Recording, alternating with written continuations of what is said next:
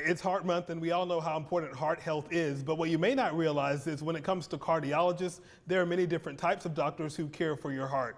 Dr. Jeff Sinfield is here from Secours Upstate Cardiology to help explain to us. Got the red on. It's Heart Month. A lot of people are being aware about heart health and how important it is. Thank you so much for being here with us. Oh, thank you so much for having me, Jamarcus. It's great to come here and celebrate Heart Month and get the word out on some of the things we can do in our community to help our patients on such a special month for us. Yes, and Upstate Cardiology at Secours, you guys do a lot of work with patients that are dealing with lots of different things. But people who may have seen the cardiologist title, they may think that that's the only person that deals with the heart care, but there are lots of different areas. There are, as medicine has gone over time and we become more specialized, we've even seen that in our own field of cardiology where we've become specialized. So we have different forms of cardiologists, and different cardiologists will go through different training pathways during their residencies and their training fellowships to become kind of the doctor that they end up being in the field of cardiology.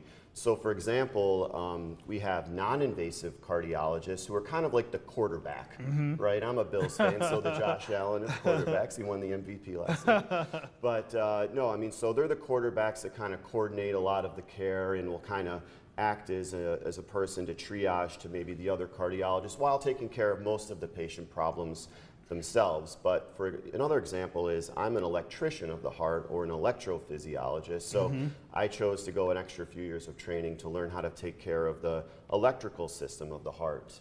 So we have people like myself who do that. We also have interventional cardiologists who are more of like the plumbers who put in stents and do other specialized procedures to save people during heart attacks or if they have a blockage in their hearts. And then, people that develop really sick hearts, people that have heart failure, so the heart pump itself becomes weaker. We have specialists called heart failure specialists that specialize just on that aspect of the heart's ailments and heart system.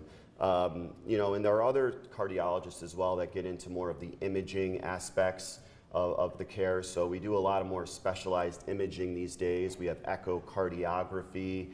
We have CT imaging. We also do a lot with MRI, and some institutions do what's called PET scans that are very specialized imaging modalities we have to help diagnose and treat some of these more complicated heart ailments. So at Secours, we have kind of a lot of these different forms of cardiologists, but at the end of the day, we care about every patient we see. And no matter if someone with one specific problem comes and sees me and say it's not my typical patient I see, I will still treat their cardiac problem and get them to potentially the right person they need to see. So we're happy to see any form of cardiac patient in our practice. But the cool thing about cardiology today is we just have so many different tools and mechanisms and treatments available to help our patients get through the problems that they're facing. It's good having that big network of Secours to be able to say, if I'm not the right person for you, I can make sure you get to the right person.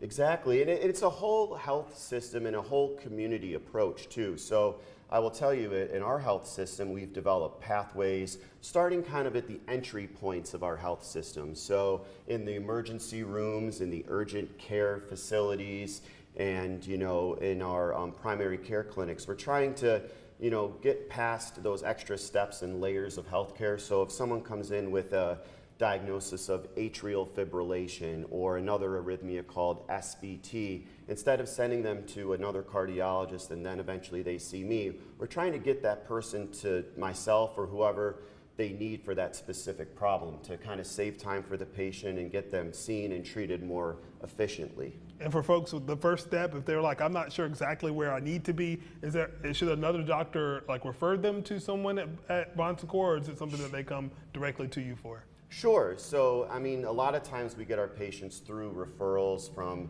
either, at other, care points, other places within our health system. And a lot of times, most of my referrals mostly come from our own cardiologists. But, there are many, many patients and there's only so many of us. So we're just trying to find ways to, get the patients to the doctors that they need to see.